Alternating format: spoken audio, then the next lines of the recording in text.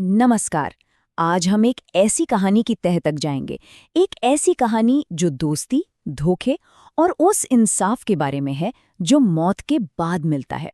सोचिए, एक सर्द रात और एक भयानक राज दरवाजे पर दस्तक दे रहा है। तो चलिए इस रहस्य में गहरे उतरते हैं।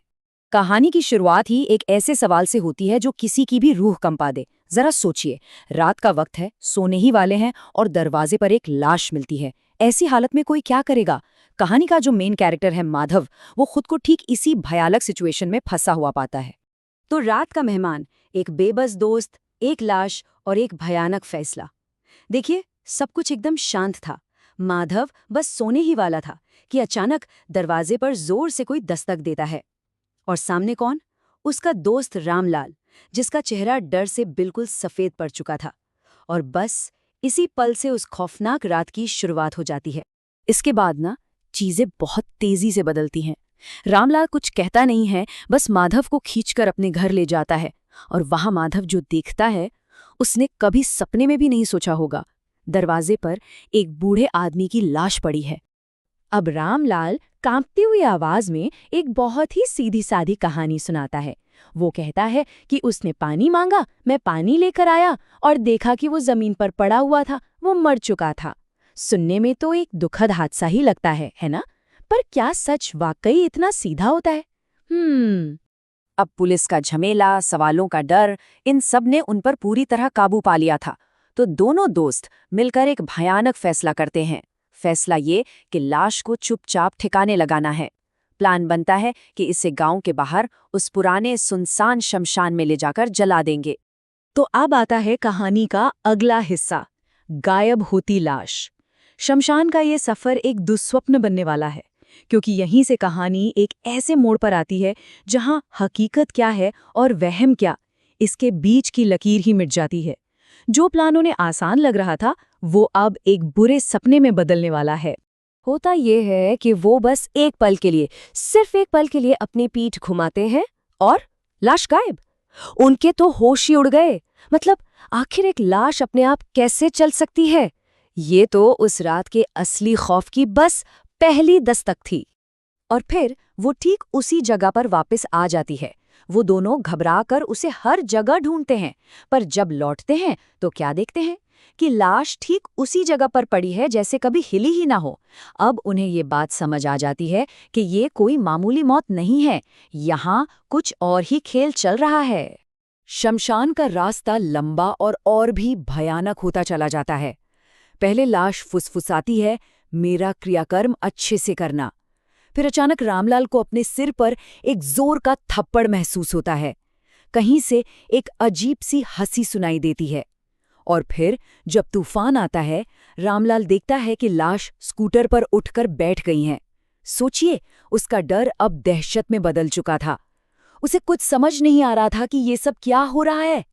अब आता है आत्मा का सच। शमशान में मरा हुआ आदमी आखिरकार बोलता है। देखिए, जैसे तैसे वो शमशान पहुंच तो जाते हैं, और यहीं उस जलती हुई चिता की रोशनी में इस ठंडी रात का सबसे गहरा और सबसे भयानक सच सामने आने वाला था। एक ऐसा सच जो दोस्ती के नकाब को चीर कर रख देगा। शमशान में जैसे ही वो चिता तैयार करते हैं, लाश अपने आप उठ खड़ी होती है। उसकी आंखें जो अब तक बंद थीं, वो खुल चुकी हैं और वो सीधे रामलाल को घूर रही थी। अब भागने का कोई रास्ता नहीं बचा था। सच का सामना करने का वक्त आ चुका था। और फिर आत्मा बोलती है, तुम मेरी मौत के लिए जिम्मेदार हो। तुमने मेरे साथ क्या किया है, ये तुम अच्छी तरह जानते हो। बस आत्मा का ये पहला वाक्य ही पूरी कहानी को पलट कर रख देता है। ये कोई हादसा नहीं था, कोई गलती नहीं थी। ये एक मर्डर था और कातिल रामलाल था। तो अब हमारे सामने दो कहानियां हैं और एक लाश। रामलाल का झूठ था कि वो पानी के लिए आया और गलती से मर गया। पर आत्मा का सच ये था कि तुमने मेरी इज्जत लूटी, फिर मेरा गला घोटकर मुझे मार दिया। मतलब सच कहीं ज्यादा भयानक था। रामलाल ने सिर्फ एक हादसा नहीं, बल्कि एक घिनौना जुर्म छिपाया था। उसने उस बूढ़े आदमी को लूटा और फिर पकड़े जाने के डर से उसकी जान भी ले ली। माधव के लिए ये सिर्फ एक दोस्त का गुनाह नहीं था, ये दोस्ती में मिला एक बहुत बड़ा धोखा था। और वो आत्मा सिर्फ अपनी मौत का दर्द बयान नहीं कर रही थी, वो कहती है, मैं एक परिवार का मुखिया हूं, अब उनका क्या होगा, तुम्हें इसकी कीमत चुकानी होगी। तो अब उसका गुस्सा सिर्फ एक भूत का क्रोध नहीं है, बल्कि एक पीड़ित का इंसाफ के लिए तड़पना है। और अब हम पहुंचते हैं कहानी के आखिरी हिस्से में, पापी का अंजाम, जहां इंसाफ खुद पीड़ित के हाथों होता है। यहां कोई अदालत नहीं है, कोई पुलिस नहीं, यहां इंसाफ खुद पीड़ित करेगा, और सजा ऐसी होगी जिसे सुनकर रूह कांप जाए। जब रामलाल को अपनी मौत साफ साफ सामने नजर आती है तो वो दोस्ती का वास्ता देकर माधव से भीख मांगता है। वो गिड़गिड़ाता है, माधव तुम मेरे दोस्त हो ना, मुझे इस आदमी से बचा लो, मुझे मरने मत दो। ये वही दोस्त है जिसे वो कुछ देर पहले तक अपने पाप में घसीट रहा था। उसकी ये हरकत उसकी कायरता को साफ दिखाती है। आत्मा का प्रतिशोध उतना ही भयानक था जितना रामलाल का गुनाह। देखिए क्या होता है। पहले तो आत्मा रामलाल को जकड़ लेती है, फिर उसे चीखते चिल्लाते हुए सीधा चिता पर खींच कर ले जाती है, उसे अपनी ही लाश के बगल में लिटा देती है, और फिर माधव को आदेश देती है, चिता को आग लगाओ। सोचिए जरा, अपने ही दोस्त को जिंदा जलाने का हुक्म। उस एक भयानक पल में माधव को चुनना था। एक तरफ दोस्ती थी, दूसरी तरफ इंसाफ, और वो अपने दोस्त के पाप की गहराई को समझ चुका था, तो उसने आग लगा दी। कांपते हुए हाथों से उसने उस चिता को आग के हवाले कर दिया जिस पर उसका दोस्त अपने ही शिकार के साथ लेटा हुआ था। और उस रात की अंतिम ध्वनियां वो क्या थीं?